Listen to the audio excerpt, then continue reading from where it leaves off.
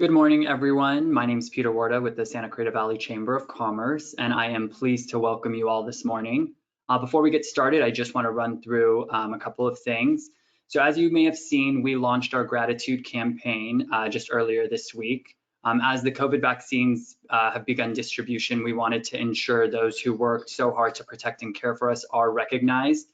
So the Santa Cruz Valley Chamber is coordinating fundraising from the local community with the goal of raising about $30,000 to provide 1,200 gift cards to those working at our local hospitals and healthcare facilities and who are on the front lines as paramedics and emergency first responders.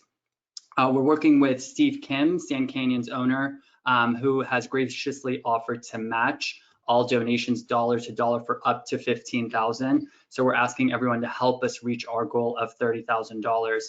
You can find the information right on our homepage, www.scvchamber.com, and it has all the details listed there.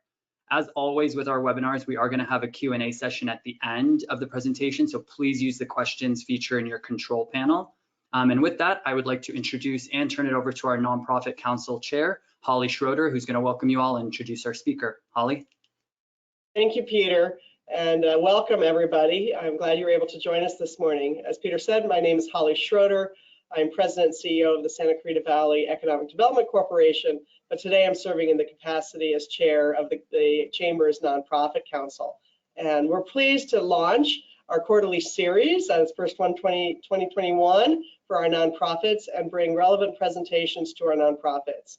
So just to let you know, our next topic is going to be on fundraising. It's scheduled for May, so stay tuned. We'll be sending out the information once the exact date and time is confirmed. As everybody knows, the Santa Cruz Valley has a very strong philanthropic tradition with more than 100 locally based nonprofit organizations that are really what help our community thrive and really make it the special place to live and work and keep us driving towards a better future. The Nonprofit Council's mission is to provide business resources for our local nonprofit leaders to help them connect, grow, and learn about valuable information so they can successfully meet their organization's missions and goals. We achieve this by bringing nonprofit leaders together to receive information designed for professional growth and to learn about the latest nonprofit trends and issues. We connect nonprofit leaders to our local businesses to create new relationships and partnerships to help nonprofits achieve their mission. Today, I'm pleased to be joined by Lisa Raggio, co-owner of One True North. And during this webinar, you're going to learn about how you can plan for long-term impact and sustainability. So Lisa's going to cover talking about profit versus nonprofit and impact, creating a funding vision for your nonprofit, best practices for messaging your mission, including how to do that through COVID, and setting and achieving goals that will help you survive and then thrive. Let me give a little bit of background about Lisa. She's co-owner, as I said, of Santa Clarita-based One True North, which is a leadership and business coaching company. She's a certified business coach and nonprofit executive management consultant who also serves as executive director of the Firefighter Cancer Support Network and is a program advisor for the Veterans Services with Leadership Pasadena. Lisa was responsible for scaling and facilitating an award-winning course for post 9/11 veterans in the San Gabriel Valley, as well as creating the YWCA of Glendale's Focus on Female Veterans initiative that was launched in 2012. That was recognized as a best practice program in 2014 by the California Department of Veterans Affairs Women's Veterans Outreach Toolkit. Prior to her work in leadership development and business coaching and nonprofits, Lisa worked for 10 years at Nestle and Disney as a trainer in their total quality management and strategic planning initiatives. She has a cross-sector approach that has shaped the way she approaches this work: value-based, data-driven, community-focused, mission-minded, fiscally responsible, and most importantly, results-oriented. So Lisa, it's a pleasure to have you join us. Thank you for what you do in this community and for joining us for this webinar today. It is very, very much appreciated. I'll turn it over to you. Thank you so much. Can you all hear me?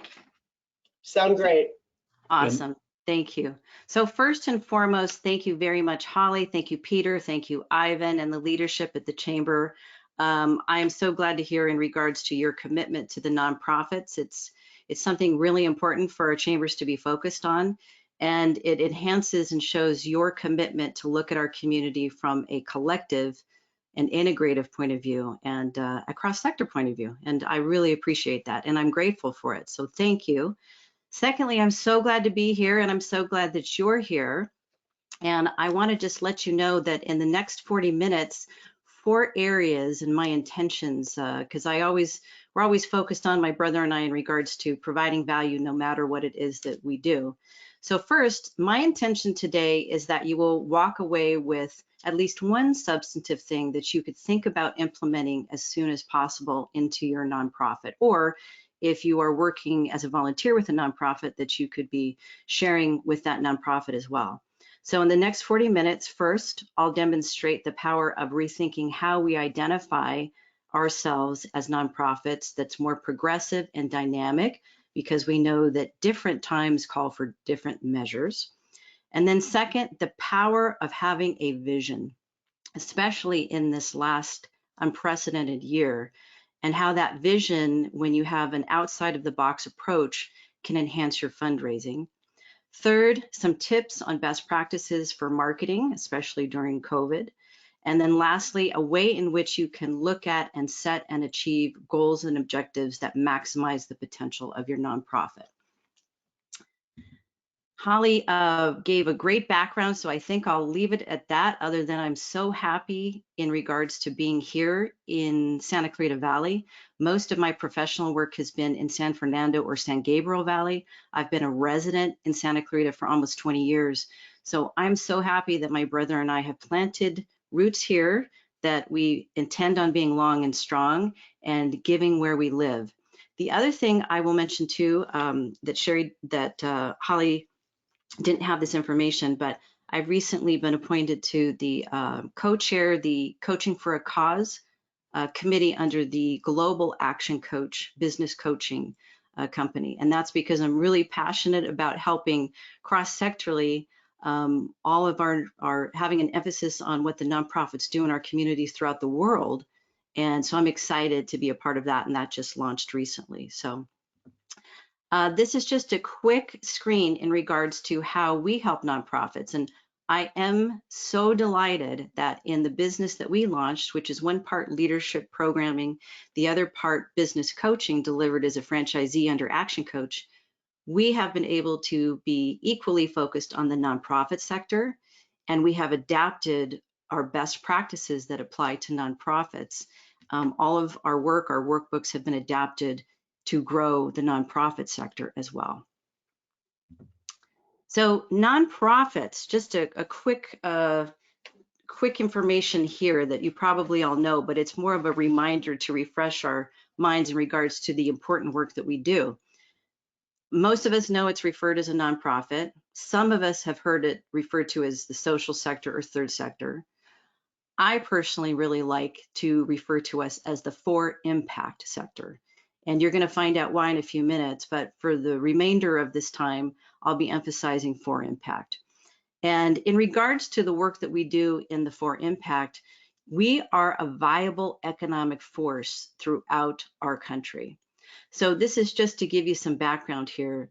Since 2007, nonprofit jobs grew almost 4 times faster than the for-profit ones. Retail trade and accommodation and food services are the only U.S. industries that employ more people than nonprofits. What the data shows is that, among other things, nonprofit organizations are a far more sizable economic force than most people appreciate. So you're doing good work, you're doing necessary work, and we are a viable part of the economic workforce throughout our country. So this is what we think of most. When we think of, I'm going to say for impact, but most of us think of it as a nonprofit. You can't help but in the same paragraph, if you're talking about a nonprofit, fundraising is the first word that comes up. Donors is probably the second. Third is events. And I will just share with you in the work that I've done with the nonprofits I've been with, I did have a moment in which I walked into a board of directors meeting and I said, I will never, ever organize and host a gala again.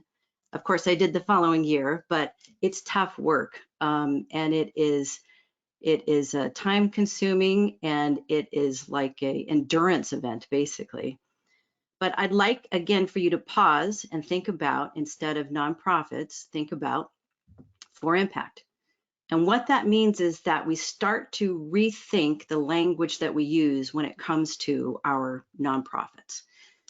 Instead of looking at our nonprofits as a not-for-profit, defining ourselves by what we don't do, start to think about defining ourselves by what we do. We are for impact. We are committed to providing impact for those that we serve. Instead of looking at ourselves as charities, as philanthropy, instead of focusing so much in regards to a mission and a mission statement, which most nonprofits have, to really look at the message. What is that 30-second or 2-minute pitch that we're ready to go, and not only the executive director, but the board of directors, your team and your staff and your clients know? Instead of begging for money and thinking about survival and need, we need, you think about a vision and something that you can inspire people in regards to inviting them to invest in for long-term impact.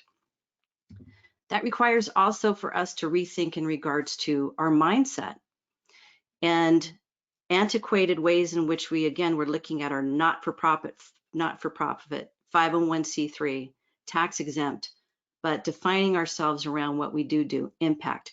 Instead of fundraising, selling your impact, or inviting others to hear about your impact and how they can be a part of it. Instead of asking for money, presenting the opportunity. First and foremost, this is cross-sector, and this is where I benefited greatly for working for Nestle and Disney for almost 10 years. I was a part of what was called the total quality management move in the 90s. And that meant that we had East Coast consultants coming out and telling our teams about working together on what is the vision that we were going to create for the corporation, what is the mission, and so on. And I learned from them that what they did really well, I knew later on that my place is in the nonprofit sector, for impact sector, but what the corporate sector was doing really well was message discipline and ambassadorship. They were ensuring that all of their team members were very clear on who they were, what they did, and how they served. And that's something that I encourage you to think about as we talk through the next slide here. This is a slide that we created in COVID, and it was really, like most of you have experienced, forced evolution. And that's because there's a whole bunch of things we wouldn't have been doing if it wasn't for COVID, namely getting really familiar in a virtual environment. And we realized that we needed to have a visual in regards to what we kept on saying over and over again to either business owners or nonprofit leaders. And that is, first, get clear on your purpose. Why are you here? Why is your nonprofit here? Be purpose-driven.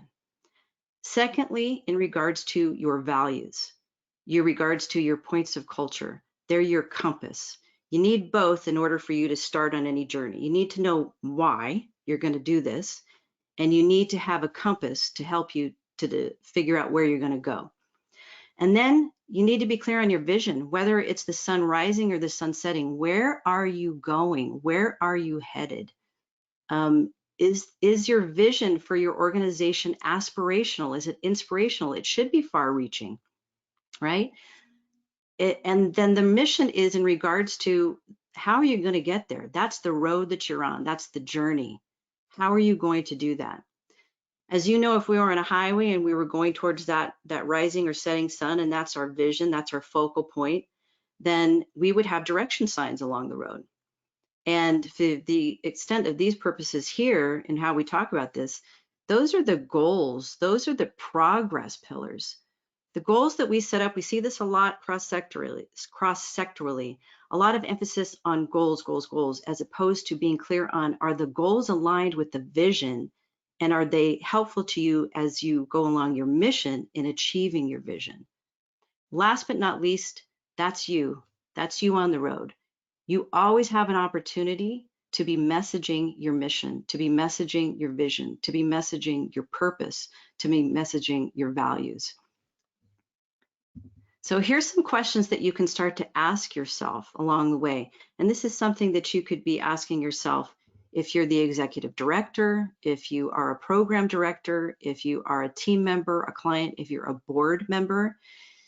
Is our vision statement inspirational, aspirational, and clarify where we are headed?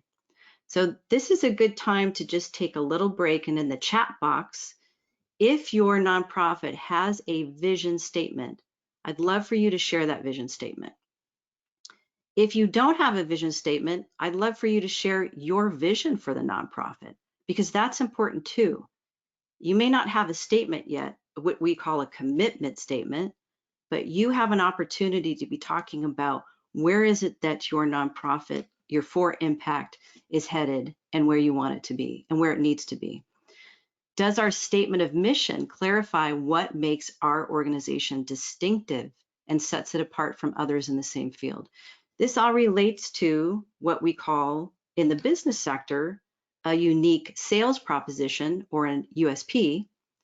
In the nonprofit or for impact, that's called your unique service proposition, your USP. Well, what makes you unique? What makes you different from another nonprofit?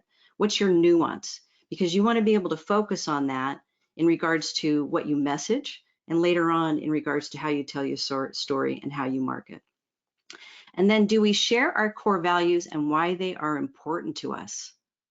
Or our why, our purpose, our reason for existing? You know, we get lost in operations, and that's cross-sector. We spend a lot of time, 70 to 80%, putting out fires, making something work, resolving an issue, and we don't spend as much time working on the organization. And this is where the really good work comes in. If any of you have read Stephen Covey in regards to time management, of where we're supposed to be spending most of our time is working on the important things that are non-urgent, but that are increasing our long-term impact and sustainability. So this is a visual that helps, I hope, in regards to how you can start. And again, just pause for a minute and start to think about creating a funding roadmap. And you'll see for impact, the studies group at the top. In my 20 years, I had a big shift when I attended one of these workshops. The creator of this, Tom Sedes, unfortunately, he's no longer around, but he was the development director for Notre Dame. And so he was really passionate about us all rethinking how we approach our nonprofits, and created a lot of this. And I have nothing to do with the organization. I just really appreciate how they've helped me in my journey in helping other nonprofits. So think in terms in regards to, first and foremost, your impact drives your income. Most of us have it the other way around, myself included, in the work that I used to do in regards to other nonprofits. Thought of first, okay, the income, once we get enough income, then that's going to drive the impact that we can have. And I'm asking you to think about turning that around and how your impact is going to be a driver for your income. And you start to think in terms of a story you can design, a message that's simple. You may have all your commitment statements, your vision, mission, core values, purpose. That's great. That's only going to help you. You're going to see why. But first, your message. What is your message? And then, important to have your funding rationale, and then creating a presentation you can communicate, developing a team approach to this, and then ultimately funding your vision. First, we have to have a conversation regarding the funding priorities.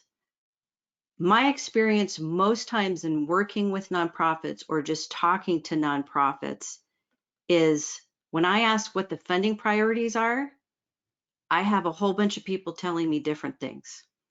And it's unclear as to how many things they're prioritizing, and then it's unclear as to what they're prioritizing, and nobody's on the same page. So this is really important when we're looking at our prospective or current donors, that we look at it from their lens. And here's a thought that we incorporate into all of our business. Most of us are familiar with the golden rule, and that is to treat others as we would want to be treated. But there's the platinum rule, which says treat others as they would want to be treated. If I'm a donor and I'm an investor and I want to be a part of your long-term impact, I want to know and have clarity from you and your team, leadership, board, or executive director, program directors, What do you need to fund exactly? And how much is that going to cost? And what are the priorities? Once you define the priorities of what you're going to fund, then you have an opportunity to develop your rationale and a plan. And it goes back to that funding roadmap. That's what we're seeking. But first, we got to get clear on what our priorities are for our nonprofits, what's the rationale, and then what's the plan. So if we're looking at somebody from the lens of a donor that is really more about, hey, I have a legacy that I want to be a part of with your organization. I want to ensure that my legacy is fulfilled through the impact that you have.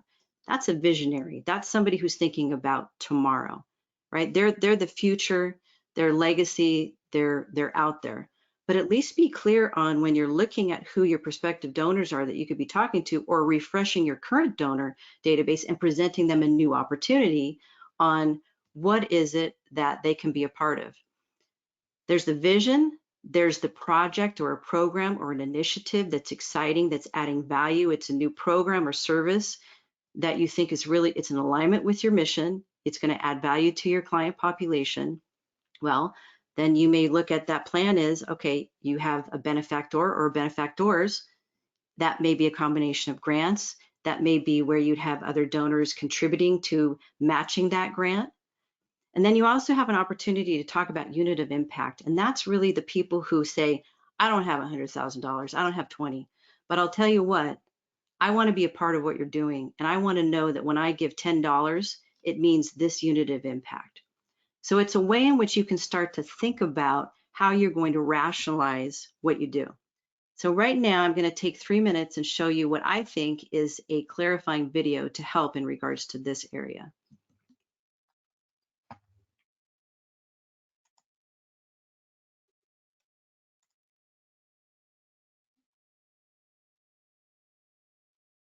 What I want to do in this video is talk about having a funding rationale. And by that, I mean being able to rationalize the ask. Why are you asking for those dollars? Probably 60% of the organizations that we see, they don't have a funding rationale. They can't even articulate why they need that money, where it's going, and why they're asking for that dollar amount. Or maybe if they do, it's a very bad funding rationale. We need $2 million for unrestricted gifts. Terrible funding rationale. Why do you need those unrestricted gifts? We should be able to tie that back to our impact. So again, I want you to think about rationalizing the ask, and there are many ways to do this, many more than we're going to give you, but I'm going to use this as an illustration to get us thinking and tied into that. So again, this is our sample engagement tool, and the first thing we can do is actually articulate the vision and where we're going to go. We love the framing device around the next 1,000 days. So I love creating a story around here's where our organization is going to go the next 1,000 days, our priorities, and I can talk about objectives. Again, you don't have to get granular there.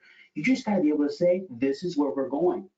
This is what we're going to do with our money, and this is what it's going to take. Maybe that's going to take $5 million, and I can come on down and I've got a plan, a vision against which to go ahead and rationalize, and I can put a funding plan behind that to support my ask. So I can make a leadership pitch. I can come down here and say, can you take the lead and make a $2 million gift in order to make all of that happen? Again, I'm rationalizing where we're going. We can also do what I call the widget pitch. We call the widget pitch, which is breaking this down into a unit of impact. Now, this doesn't work for everybody, but the idea, again, is the funding rationale. So in this scenario, this fake scenario here, we come on down and we talk about scaling our impact. We need $100,000 at the cost per community to go ahead and introduce our program. Could I talk to you about underwriting 5 communities, or could I ask you for a $500,000 investment so that's the funding rationale, so that we can underwrite 5 communities. We can also talk about rationalizing the idea of leadership, building leadership around a leadership circle. We're trying to get 50 members that will build a base for us to drive innovation. They invest $10,000 a year or more to drive expansion or new projects. And I want to talk to you about being a leader in our organization. Or we can talk about legacy. Legacy can be a great way to rationalize a very large or a transformational gift or a planned gift, or maybe even just underwriting a program. All of these different things are just simply ways to rationalize or create a funding rationale. So think about that, the funding rationale.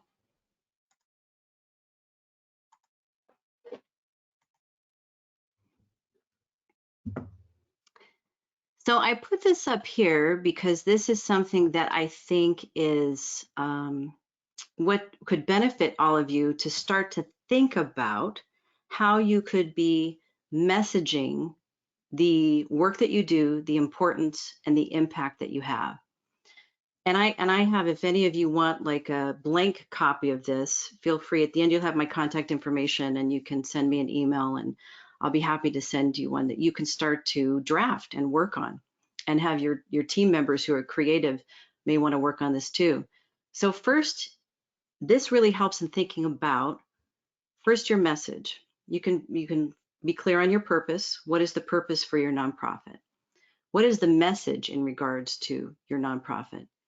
Are there 3 stories, powerful storylines that you can think about putting on this, what's going to end up being perhaps an infographic?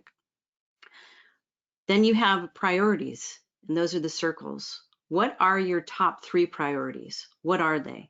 And then some bullet points in regards to what it is that how the funds would be used to help that. Then you've got your plan, and you can be thinking in terms of how people may want to be a part of your plan for today. They may be a part of the plan for tomorrow, or they may want to be a part of the plan for forever. And that's where you can start to think about your prospects, or again, refreshing your current donors, because the research shows us that your return on energy is better when you have the relationships you've already established, but you go back to them in a new way and present new opportunities to engage with them that are exciting and inspiring. But you can start to think in terms of how can you help? How can that prospective donor or current donor help more? Is it in regards to being a champion? Some people at the time just don't have the money to give. They believe in your cause, but they don't have the capacity right now to give. Well, they can still be a champion. They can still be somebody who could connect you to somebody else, and you could ask them that. Is there anybody that you know that you think would be interested in investing in our vision and to help us achieve what it is that we need to achieve to serve our client population? It's also an invitation to get others to engage. And then again, legacy or futuristic prospective donors are those that think in terms of a larger gift. So here's an example, 2 examples of what other organizations have done in the past in using these kind of concepts. Again, you may decide that, you know what, this isn't for me in regards to having it be external communications. However, I guarantee you that if you put something like this together for yourself and your team and your board, you'd at least all have a consistency in regards to messaging. And I can't tell you how important message discipline is with nonprofits. If they're going to be an exceptional nonprofit, if they're going to be looking at their long-term impact and sustainability, then everybody's on the same page, messaging the same thing. Again, that's what the corporate has done really well. We're all really clear on who we are, what we do, and how we served. Nonprofits, there's an opportunity to really enhance in that way and be vision centric. Nonprofits have spent a lot of time in regards to their mission, how they're doing what they do. I will say that most nonprofits don't really know what the statement is. They know in general their mission, but it's not published. And if it is published, they're not sure where it is. And then there still is dissension in regards to not everybody understands or knows what the mission is. So it's worth your time, especially in these unprecedented times, to really focus on your vision and create a vision statement. And then get people inspired in regards to something that they can look at, a visual, and think about where they see themselves in that. And think about if they don't see themselves in it, You got something that they could hand to somebody else in regards to how that person may see themselves in regards to the organization. At the very least, it will serve as a message discipline instrument for you and your team and your board. So engaging your audience. Here is another opportunity that, going back to what we started off with in regards to, first and foremost, let's consider the possibility that defining ourselves by what we are. We are for impact. We are for impact. Then next on thinking about and really committing to a vision for our for impact or nonprofit. What does that look like? Where do we want to be? What do we want to achieve? And then being able to put that into a commitment statement. Then there's developing your message from all of that. What is that 30 seconds to 2 minutes? If I got 30 seconds to talk to you, or if I got a 2-minute elevator ride, what am I going to say? What are the 5 things that I'm going to make sure that you walk away and know about the nonprofit and for impact? So here's an opportunity to develop your mission, to your message, and to be disciplined and ensure that everybody who's involved in that organization knows what the message is. Secondly, it's an opportunity to be looking at your websites. My experience is that a lot of websites, well, listen, this is cross-sector, just small business, nonprofits, they're lagging in regards to current information. A lot of times I don't find their mission statement on there, or I'm reading some things and I'm wondering if that's the mission statement, but I have to ask. So this is a great opportunity to be looking at your website and refreshing it and investing in it by spending some time and looking at adding your commitment statements, adding what is your vision, what is your mission, vision, mission, purpose, your values. And then looking at a resource page, right? You want to be thinking in terms of how you can educate your current followers and your potential followers. What is something that you could be educating those people in regards to, if it's work that you do in regards to community health, or if it's cancer, if it's boys and girls, whatever it is that is a part of your mission, how can you be building a resource page on there so that people look at you as a subject matter expert, and it gives you more credibility in regards to a prospective donor wanting to invest in your cause. Look at putting on testimonials. Look at putting on videos. Paul and I both, before COVID, did nothing on video, did nothing virtually, and I will say we're actually not 100% comfortable with any of it, but we still do it, and we still say yes, knowing that developing videos is probably the single best use of our time when it comes to marketing right now. It's what people watch. It's what people, how they get their information. So it's really getting comfortable with that and then sharing that on your website. And then you also have to make sure that the imagery that you're reflecting, I see this a lot too. On a lot of websites, I can see a lot of antiquated information. You want to be relevant. That's really important to a donor, is that they feel that you're current and that they're not looking at things that are of 5 years ago, and that they have everything that they need to know about who you are and what you do and how you serve, and what the best use of your time is going to be, that you can talk about your unique service proposition, your USP, and your message. Then you have an opportunity to refresh and revive your social media. If you don't have a nonprofit or for impact page yet on Facebook, now is an opportunity that you could create something like that. And then you want to be able to tie that back to your website. You also have an opportunity to be posting information on social media that is relevant to your cause. You can be showing your goodwill by highlighting another nonprofit that you collaborate with and giving them a shout out with 1 to 3 sentences on there and sharing it. Again, what can you be posting on your page that is relevant, and it's an opportunity to educate, and you leave the reader with an opportunity to go back to your website and find out more. That's a call to action. What are you putting on there that's a call to action? Then clean up and build up your database. This is another overlooked and underutilized mechanism and significant tool. One of the best things that you can be focused on cross-sectorally is build your database, because that's going to help when you communicate out. But now's the time to refresh it, to go back and purge stuff that isn't relevant anymore, to sort your data in a way that makes sense, but that optimizes your relationships. In the for impact sector, we have to be looking at our ROR. What is our return on the relationships? And we have to be looking at ROE. Burnout is a big thing in for impact. So what's our return on energy? So let's have our databases be tools in which we can manipulate them so that our data helps us to arrive at information we need to know that's going to be relevant when we talk to prospective donors.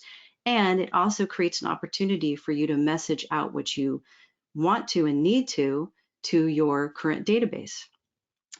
Then you want to establish regular communications. If you haven't done a newsletter, start off with doing an every other month newsletter, putting something out. It doesn't have to be fancy. MailChimp, for free, has an opportunity for you to create a template. So does Constant Contact. I actually use both. And that's an opportunity for you to build something that every month you'd be populating, pick out 5 pictures in the last month or 2 months of the work that you've done, create 5 paragraphs that go with it, and put it on a schedule that you're getting some kind of communications out. Again, another highly underutilized feature in regards to not taking the opportunity to communicate with your audience. And it's really important in regards to your ROR and building relationships. And then last but not least, it's developing infographics. And that's what I just showed you a few minutes ago in regards to having there be something that is visually stimulating that you can share with your audience, with your current donors, with your prospective donors, that makes sense and gets them thinking, I want to know more. And Canva, maybe a lot of you have done this. I know Canva became my best friend. I'm the marketeer in One True North. I've done a lot of the marketing engine in regards to the work I've done in development with the nonprofits I've worked with. Thank God for Canva. But it gives you an opportunity to really look at how you could be designing your infographic. And know that our intake of information is either done visually, auditorily, or in regards to tactily, right? And most people are visual learners. So if you spend a lot of your time talking to people about who your organization is and what they do and how they serve, it's time to rethink that and put this into a visual representation and put those thoughts down on paper with images, because most of us learn in regards to visually, and most of the communications that people are receiving is done not through the words that I'm saying, but in the actions that they see me taking and how I present that. Know your USP, again, your unique service proposition, not sales, that would be for profit, but this is also a tool and instrument that I would encourage every one of you, if you haven't done a SWOT analysis on your organization in the last 6 months, now is the time to do it. Take an hour and sit down with a piece of paper and write out what are the strengths of the organization. What do we do well? What is unique? What do other people consider to be our strengths? Okay, what are our weaknesses? Where do we need to improve? Where don't we have the resources? What do other people tell us we don't do well? What are the opportunities, especially at times like now with what we've been in unprecedented times? Oops, sorry about that. Regards to, what are things that are happening externally that we could take advantage of and leverage and maximize our potential right now, right? We heard a lot of people at the beginning of the pandemic talk about, understandably so, in crisis, physiologically, what we have the tendency to do is to stop, and we do flight, fright, freeze. We don't know what to do, so we just stop. We stop communicating, we stop making decisions, we don't know what to do. And then we think, you know what? We just have to wait. We have to pause. We can't do in-person events. I went to a virtual gala last month. They raised $100,000. I was blown away by what they did virtually. This is the time to be development. As you all know, we've entered into the new normal that will become the consistent normal, and that is there will always be a virtual component to the work that we do and working remotely. The services that many of you provide, I know that they'll be in person, And we've had to adapt to a remote environment. There are opportunities for you to leverage and maximize if you're looking at it through that kind of lens. And then be really clear on what are the threats to your organization. But the reason why you want to do this is it gives you a very good idea of what your USP is. So you want to be able to then take what it is that you've identified as the strengths and the opportunities and have that be part of your messaging. What it is that you put into the infographic, what it is that you piggyback on when you're talking about your vision, your mission, your points of culture, your purpose. These are all really substantive and appealing things to people who, if they're the right fit for you, are going to want to hear more. Last but not least, we've got goals. They're so important, and they're not the be all end all. Remember, the goals are there to align your purpose with your vision and the mission and how you're going to get there. So Paul and I in One True North, what we have figured out in this last year is we've become goal specialists. And I don't think we necessarily intended to do that, but because this has been an area where we see so much potential for positive change, we've really accentuated this. So here is a way in which we can be looking at our goals. And if you remember in the video that you saw just a few minutes ago, the reason why it's in alignment with my thinking is because he really emphasized so that. We're big Simon Sinek fans, Paul and I. He's a thought leader, as many of you may know, in regards to looking at our why. Start with why, find your why, share your why. These things matter. They make a difference. People want to invest in you more than what your product is, and they want to know your why. So when it comes to goals and breaking things down, when we're looking at planning, right? And that's a big thing in regards to planning that most nonprofits don't do, and a lot of businesses don't do either, but the power is in the planning. And when you're looking at your overall planning, annual, quarterly, you get down to goal formation, right? What is the problem that you are trying to solve, or what is the opportunity that you're trying to seek first? So that, why? This is a big one. It's only 2 words, but it's powerful. Why do you want to do this? Everybody get clear on this. Why are we doing this? And then 3, the objectives that you set out. What are the tasks that you're going to do over time that are going to be able to answer the why of the so that lead to you achieving your goals? Many of you have probably heard in regards to SMART goals. We added on ER for smarter. That's because you can start to write down your goals at any time and just put them through the smarter method. Okay, I'm going to start with this particular goal. I want to run a marathon. Okay, is it specific? Okay, well, what marathon do you want to run? Okay, I want to run the marathon of Hawaii. Okay, is it measurable? Okay, well, I want to run a marathon in 6 months. Okay, is it attainable? Is that realistic? Do you have both your legs working? Yes, okay, that passed that. What's the results? Is it results oriented? Yes, I would be able to measure that if and when I get in 6 months to that marathon, I'd be able to have there be a result from that. Is it time framed? Yep, I've put down 6 months. I'm going to commit to doing the marathon. And now I've got to break down the objectives to reflect on a weekly basis. What am I doing every single week to increase my mileage to be able to execute the marathon in 6 months? Is it encouraging? Yes. It encourages me to have a healthy lifestyle. It keeps me on track. It keeps me accountable for what my physical health goals are. Lastly, is it rewarding? I've done it. I had a heck of a fun time when I got to the end and was able to, have some good beer with good friends that we completed something that we thought we never would. So that's a way of looking at our goal formation. I will, before we get to the end, so taking some Q&A, I just want to show you a few more slides because it speaks to when I'm mentioning the planning process that's so important. It's pivotal, it's foundational, cross-sectorally in regards to quarterly planning. This is another slide that we present at what's called a growth club. And One True North is so proud to partner with the Santa Clarita Valley Chamber in regards to a 90-day planning workshop that we have, or quarterly planning.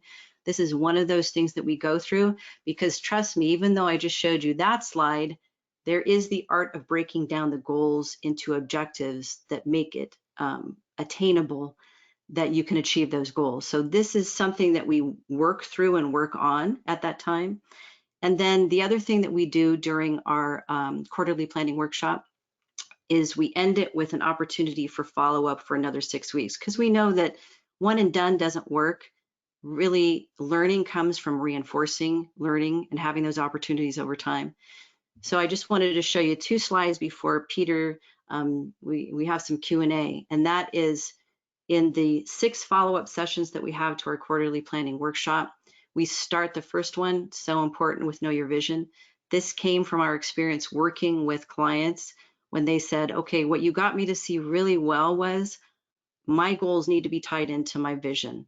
So it sounds simple. Common sense is not common practice.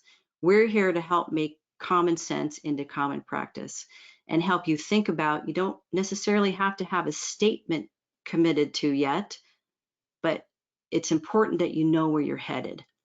And then we end that group coaching with achieving weekly objectives. So we start with the macro, the 30,000 foot view, and then we get down to the week to week, what it is that's necessary for you to be achieving your weekly objectives. And that is the end, and time for some Q&A. Perfect. Thanks so much, Lisa. We really, really do appreciate this. It was a great presentation. For everybody watching, we will leave this slide up. So if you want to go ahead and take down Lisa's info, if you want to reach out to her, or if you have any other questions that come later on, please feel free to reach out to Lisa. Lisa, first question I want to start with, and only because you just spoke about it with the Growth Club that you have going on, and for those of you who don't know, we've partnered with Paul and Lisa and One True North, and we offer a quarterly Growth Club series. Can you talk, Lisa, on what the benefits are for coaching, and especially for a nonprofit, and I guess in general, and Growth Club specifically for nonprofits, or like you've been saying, for impact? What are the benefits of coaching? Sure, thank you. The first thing that comes to mind is I was a nonprofit consultant for 4 years before I went into coaching, and I thought consulting and coaching were the same thing. And so I was really schooled on, when I was a consultant for nonprofits, I was able to create a job for myself in which I would assess the gaps in the organization, find the pain points, and then I would figure out how to fill them. And what I kept on saying to the nonprofits that I consulted with is, you have a responsibility when you are appealing to a population in need that you think about their long-term impact and sustainability. That means you are committed to what it is you need to do to be here today, tomorrow, and in the future. I would go home and I would not be congruent. I was not being congruent with my own physical long-term impact and sustainability, and realized that consulting was filling that gap. The next iteration for me was to coach people through something, was to provide the resources and help them to identify what it is that they need to be making impact or greater impact, or help them for the long term. So in short, coaching overall, it's so easy to see in regards to athletics. Anybody who is a competitive athlete has a coach. That's a no-brainer, and all of us know that. We don't question that. For whatever reason, when it comes to business and other means of coaching in this, I think that people may think of it in terms of salesy or pitchy, and it's not. My own reluctancy when I first came upon that concept of coach is I thought, I don't know if that bodes well with people. However, doing the work now, I see I know in my own shoes and experience, I've been an executive director. I still wear that hat. It can be very lonely. As an executive director, the reason why I went into consulting is because I wanted to work with nonprofits, not for them. I found myself for 15 years working at the mercy of the mission, and I had exhausted myself.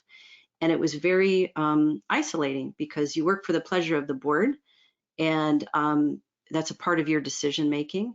But coaching really is an opportunity to think through things, help see blind spots, and get that help.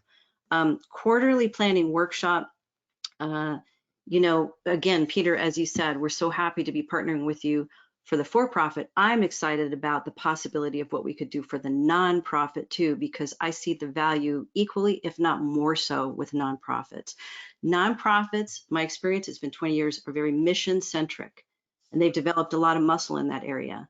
And fundraising. So you talk about mission fundraising, but not a lot of time in regards to the foundation, the structure, and the best business background and practices that you need that are going to lend to long-term impact and sustainability. So you saw one of the things that we do in there, you're with a group of people, you're working through your SWOT, you have an opportunity to dialogue with other organizational leaders and get to know each other. What are best practices that they're doing that can be helped with another party? And really looking at then the breakdown of, you know, what are you setting in regards to your goals for the year? And then breaking them down to what makes sense for what quarter that you're in, especially with COVID. You can find this on our COVID-19 resource page. That's what we created during COVID, because I had people saying to me, thanks for all the info that you send my way. It's too much. I'm overwhelmed. But if you just tell me one place to go and you've already gone through it and you think it's value added, that's what I want to see. Well, we developed the resource page. And on there, you'll see a COVID planning slide. That is to help our for-profit and for impact sectors so that they can be thinking about, where am I going to book that quarterly goal, and narrow it down to 3. You don't want to be overwhelmed with goals, but look at what few goals you can be putting in those quarters. And that quarterly workshop really helps us take, you know, how do you eat an elephant? Take a bite at a time. So we spend a good amount of time together going through how to create a quarterly plan and how that quarterly plan can maximize the potential of your for impact or nonprofit. And Lisa, unless I'm missing it, I just don't think your site is on your contact page, but it's onetruenorthcoach.com, correct? Yes. Okay. Yeah. So if anybody wants to check out what Lisa's talking about, it's onetruenorthcoach.com. Lisa, I want to use something that came in from one of our attendees. I know on one of your slides where you asked them to participate and share their mission, you know, the question you had asked was if the vision statement clarifies kind of where they're headed. So somebody who shared, and maybe this can also go into, you know, the benefits of coaching, what you just touched on, is Northeast Valley Health Corporation. There's somebody who's on the webinar right now, and they shared that their vision is to be an integral part of a system that provides healthcare access to all. So can we kind of take that and just, you know, briefly go through if the vision statement's inspirational and clarifies kind of where they're headed? Yes, absolutely. I'd be happy to. Yeah, I can't see it in the chat, but it looks like you can. So I'm going to go by what I first heard. Number one, it piques my interest. I heard integral. Can you say it one more time? Sure. Integral part of a system that provides healthcare access to all. Okay. So this is what I'd say about it. It's a good start, right? And I would be asking, if it's Northeast Valley on the call, I appreciate that you've got something to share. That's very helpful. Number two, it's a great start. And I would put it through the aspirational, inspirational process.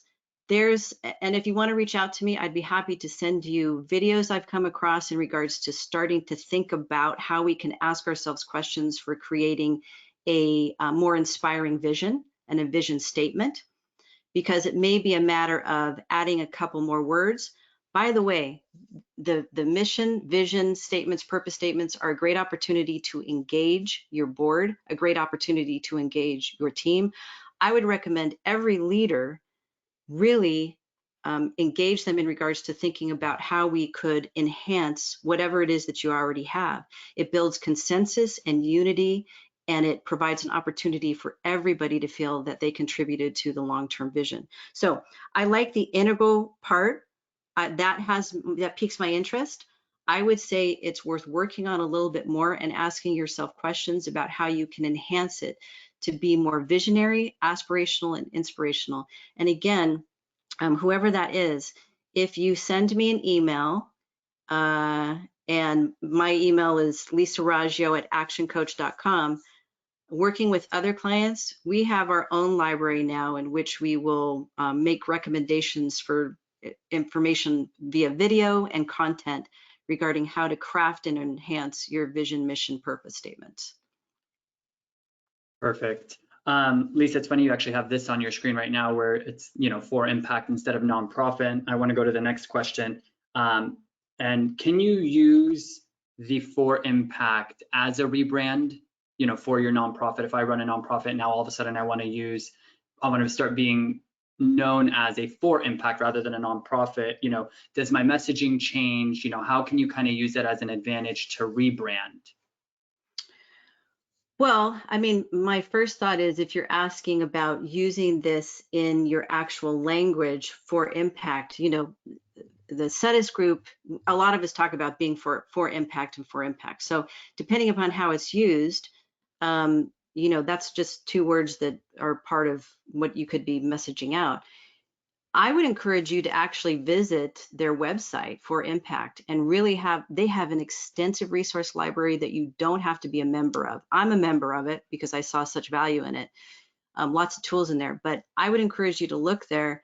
I know I talk about for impact a lot in my content, in my delivery.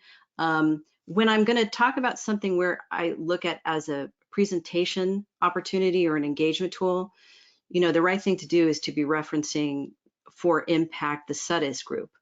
But if you're talking about just the language that you're looking at for enhancing, let's say, your commitment statements, there isn't anybody, SETIS group doesn't have a market just on for impact. That's the name of what they do. But if you're messaging it in a way, I don't think it would be a conflict, but it's worth it to go and visit who they are. Okay. This next question, and this can probably be a webinar on its own, but I want to go into collaboration, right? So you mentioned if a nonprofit wanted to highlight another nonprofit, I think generally, you start to think collaboration versus competition. So I guess, can you kind of touch on the benefits of collaborating with another nonprofit, whether it be someone who is in a different industry or the same industry as you, or with the same constituents? I guess, can you kind of touch on why you mentioned it would be good to have that collaboration with another nonprofit? Yeah, I'd be happy to. This is one of my favorite things because the other thing that I did in the city of Glendale is I was a part of the first collective impact initiative that the city of Glendale launched. And that's because of my cross-sector background, I would have meetings with city management in which they were asking about, teach us more about nonprofits, and is there something that I'm noticing a mission creep? Is there the 80-20? I see 20% of the people doing 80% of the work, or I keep on seeing the 20% people. And I kept on saying, we have a rich opportunity to be approaching this cross-sectorally and looking at our Nestle and Disney folks. And a lot of our nonprofit leaders would say, no, they're completely different. That we have a different structure and model. But knowing my experience of those that want to make a difference, we had a rich opportunity. And quite frankly, Santa Clarita Valley has equal, if not a greater opportunity that the city of Glendale did 2 to 3 years ago when they launched this. Collaboratively, this is the way that funders are funding anyway. So, 2001 happened, 9/11. After 9/11, then we had more of a surge in growth in nonprofits, but we had at the same time a contraction in regards to our monies that could be delivered to us through government grants and so on. 2008 happened, and that just leveled everything as well. So very interesting in that we've had this escalation and surge of nonprofits, but at the same time, we have had then a contraction in regards to funding. What that has meant is that gone are the days that you're going to have people just give to you because it's a good cause, you're making a difference.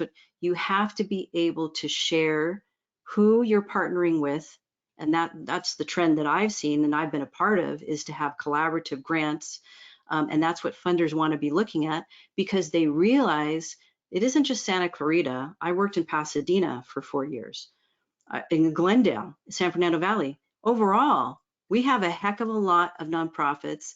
And it may be that at some point we look at how we can collaborate more and morph into one another instead of just looking at the 5% difference that we have. but we start to look through the lens of a collective impact and how we can be a part of that.